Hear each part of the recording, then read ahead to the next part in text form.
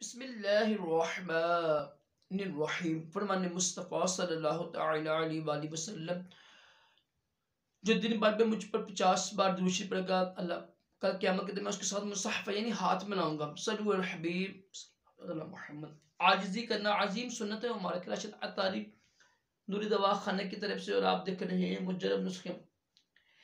एक नुस्खा लेकर आया हूँ पित्ते की पथरी के लिए। पित्ते की पथरी के लिए ना, पित्ते की पथरी के लिए बेशुमार नुस्खे आपने देखे होंगे। कोशिश करें इससे ना परहेज किया करें। खाना जो आपकी खुराक है ना, खुराक से भी कुछ परहेज करें, ठीक है। कब्ज ना होने दे, पेशाब को रोकना, इससे भी बचें, ठीक है।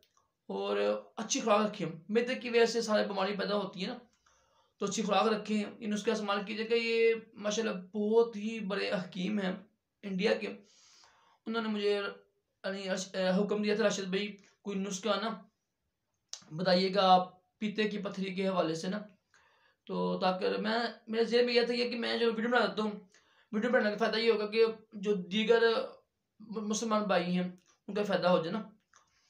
तो पीते की पथरी के लिए ये नुस्खा इस्तेमाल करें आप। मैं नुस्खा लिख दूंगा। कोशिश करें एक तो परहेज करें, दूसरा किसी अच्छी हकीम या डॉक्टर से ना, जो पढ़ा लिखा डॉक्टर हो या पढ़ा लिखा हकीम हो, नीम डॉक्टर नीम हकीम ना हो, उससे अपना इलाज करवाएं। इंशाल्लाह इसकी बरकत से भी फर्क पड़ेगा इंशाल्लाह। तो ये जो है ना, प्रेशर करवाना इसका हल नहीं होता है।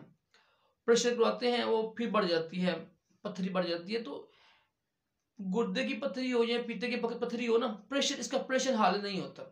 तो अल्हम्दुलिल्लाह बेशुमार देसी नुस्खे हैं, बेशुमार देसी नुस्खे हैं, और अल्हम्दुलिल्लाह लोगों को आराम आता भी है, ठीक है।